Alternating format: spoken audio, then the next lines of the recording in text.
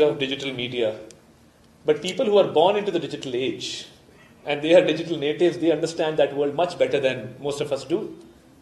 So I think the digital natives had their own war strategy and had their own way of winning that war. So I think it was total synergy, total cohesion that really helped us. And even now, if you see the way forward, Pakistan has become extremely relevant. When it comes to the situation in Gaza, when it comes to the ceasefire, we are included in the list of Arab Islamic countries who brokered that peace and were part of the negotiations which led to an eventual ceasefire. And I think that's a big win for Pakistan, where the countries of the world have taken us extremely seriously and believe that the things that we have to say, the advice that we have to give is extremely relevant and very, very important. And you've seen that we have had a lot of visits this year. And people often talk about foreign visits and the dignitaries coming to Pakistan. I think the diplomatic engagement in the past year and a half has been at its peak. We hosted the SCO summit, Heads of Government Summit, after 14 years. We had 12 prime ministers coming to Pakistan, coming to Islamabad, and talking about strategic ties, talking about regional cooperation, talking about counter-terrorism, talking about regional connectivity. So we had all these things going on in succession. And even now, the way the world has engaged Pakistan, we're going to host the SCO Heads of State Summit in 2027, which is going to be a big event, inshallah.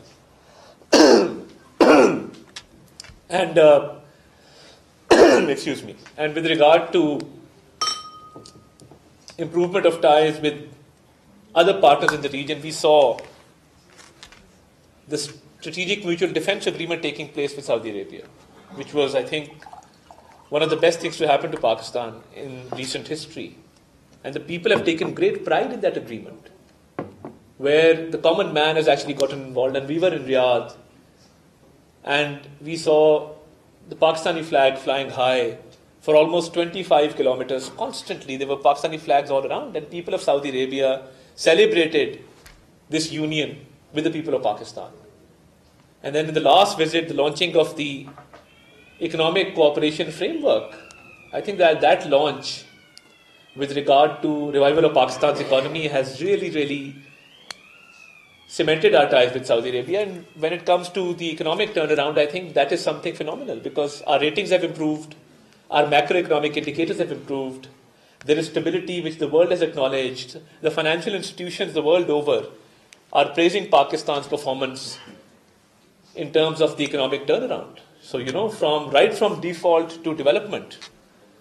And as I said before, from isolation to relevance. So these two slogans really mean a lot when it comes to the government's performance.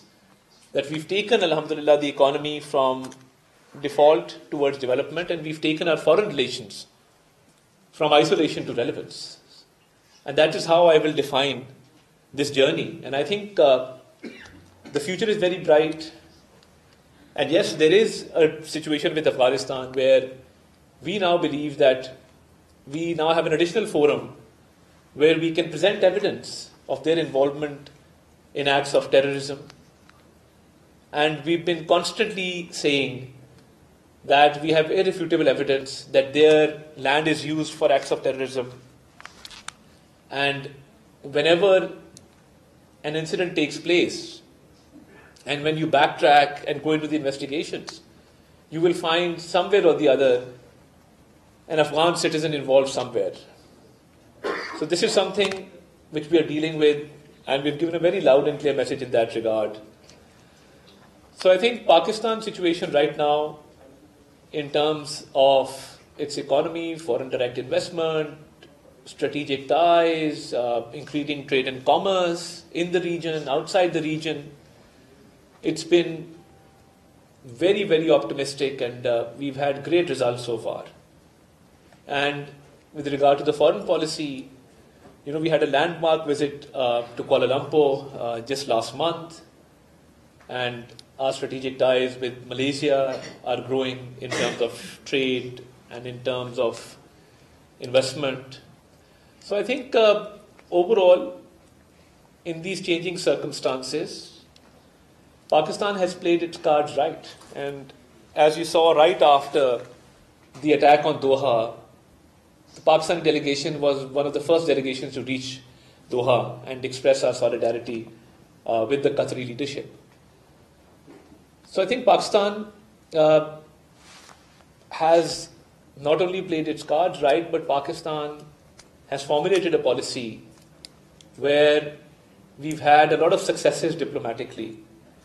And this could not have been possible without the civil and military leadership being on the same page, and without that cohesion and that ideal working relationship that exists between Prime Minister Shehbaz Sharif and Field Marshal Saeed Asim Munir. So I think it's also a result, a fruit of that cohesion and synergy that exists between institutions. And it's the stability at home which has enabled us to advocate our case very, very effectively abroad. And we see that a lot of other countries are desirous of improving their relations with Pakistan. And having said that, I think the way President Donald Trump has more than once praised Pakistan and praised the Prime Minister and the Field Marshal and mentioned those 7 planes time and time again. So, that's a point to ponder upon. And we've had a great visit to the US. Relations have improved immensely. And the recent visit to China. So I think Pakistan's relationship with each country has a unique nature. So one relationship cannot be at the cost of another relationship. And I think that's where the success of our foreign policy lies, and that's how we plan to go into the future, with a very, very robust, with a very, very effective and very practical foreign policy, which will not only give respect to Pakistan and Pakistanis the world over, but which will also help us to take our economy to new heights, so the life of an average Pakistani can also improve. And I see that happening, inshallah ta'ala, in the very near future. I will keep on talking because that's what politicians do. We don't listen, we keep talking. So on that note, I'd like to thank you very much for this opportunity. And I hope that I could shed light upon all relevant issues related to our recent rise with regard to the May war and the post-war scenario. And I'm always delighted.